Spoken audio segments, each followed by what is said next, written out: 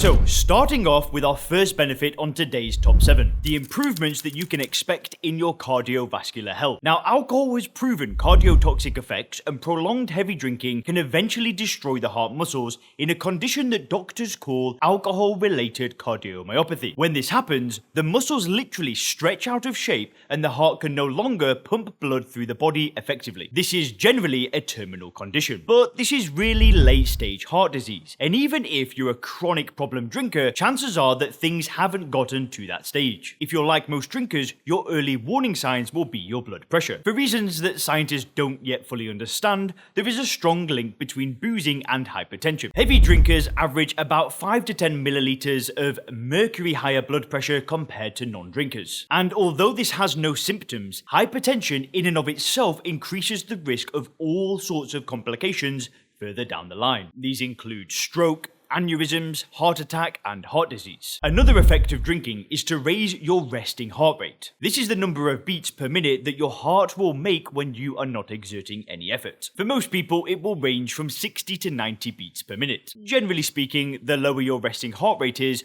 the more efficient that your heart is pumping blood, and the healthier that you actually are. Just like blood pressure is a strong predictor of cardiovascular disease and all-cause mortality. In other words, the lower that it is, the less likely you are to develop heart problems down the line, and the longer that you will then live. Now, blood pressure is easy to measure. All you need to do is sit down a couple of minutes with a blood pressure monitor and you're done. But with technology nowadays, resting heart is even simpler to track. More or less all fitness trackers that you wear around your wrist will automatically give you a daily estimate without you having to do anything. Something like this Whoop band that I'm wearing right now. So if you're still drinking and thinking about stopping, even if it's temporarily, I wholeheartedly encourage you to purchase these two pretty inexpensive pieces of kit and then track your progress. At the end of the month, you are so likely to find your blood pressure has dropped by up to 10 milliliters of mercury. When it comes to resting heart rate, you won't even have to wait that long. Literally a few days after your last drink, you will likely notice your resting heart rate falling, and it will keep on falling until it plateaus to your natural baseline. Just before we get into the second benefit, if you are new to the channel, let me quickly introduce myself. My name is Leon Sylvester. I'm the founder of SoberClear.com, and we use a totally new method to help business owners and high-level professionals control their drinking in as little as 48 hours. I drank alcohol myself for close to a decade, and I tried stopping more times than I can count, AA, willpower, even going to church, but for the past 6 years I've not touched a drop, and most importantly, I have no desire to drink. Now, if you want to learn how to control your drinking quickly without AA, without rehabs, without medication, then just go and click the link in the description to access a totally free video training. Now, this is a video that I don't publish anywhere else online, so you've got to click the link down below, put in your name and email address, and it will show you how to control your drinking quickly. So click the link down below, and let's get into our second benefit.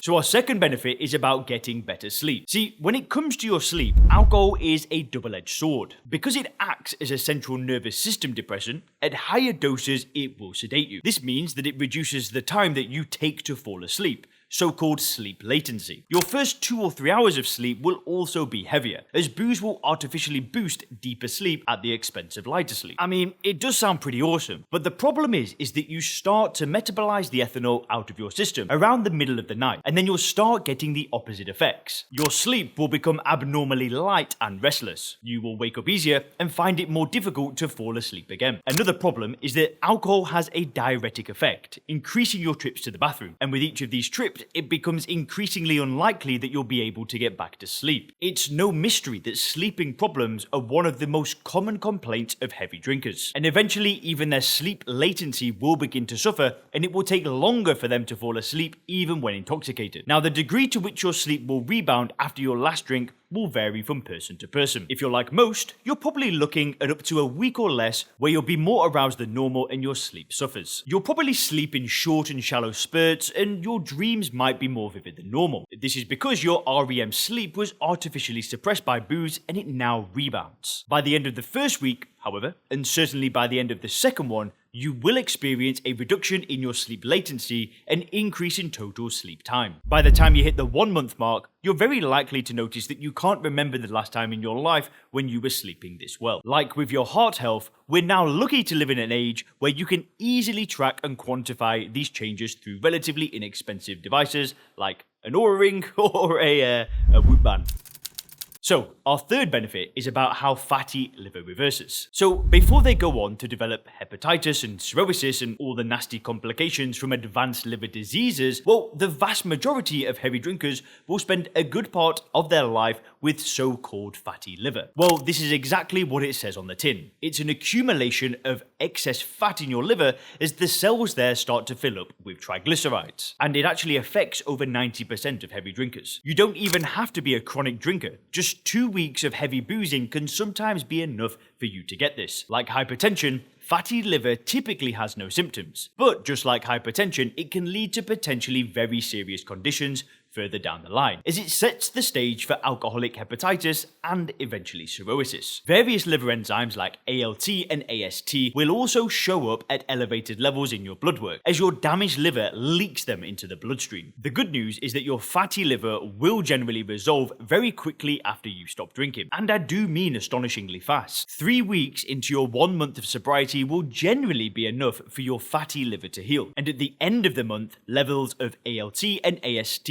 will have dropped significantly, which is pretty good stuff.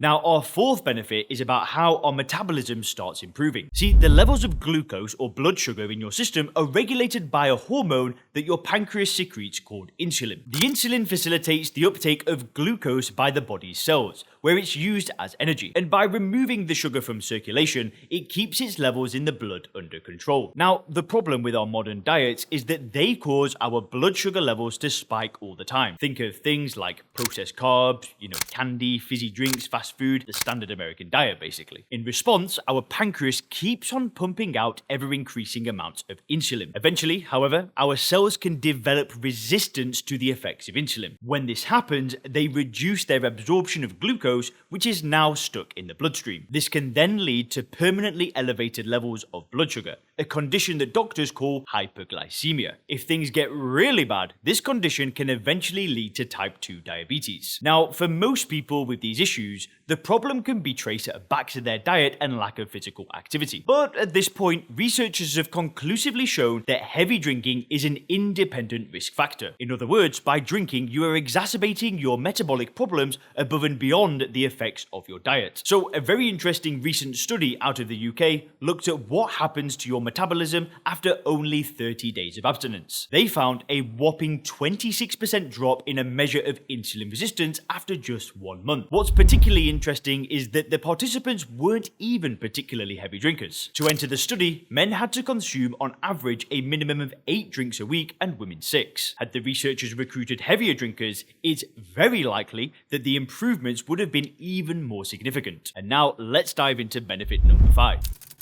Now, from what we've discussed so far, you're probably starting to put all the dots together. Namely, that well before the end of your first month of abstinence, your general health will have begun to take a dramatic turn for the better. And almost inevitably, this will reflect onto your most basic metric of all, your weight. The same UK study that we were discussing earlier also measured the participants' weight at the start and end of the 30-day abstinence period. They found an average weight loss of 1.6 kilos per participant, from an average of 81.1 down to 79.5 kilos. And again, these were relatively mild drinkers, which the researchers recruited explicitly because they didn't fit the criteria of problem drinking, and it was just from the first 30 days.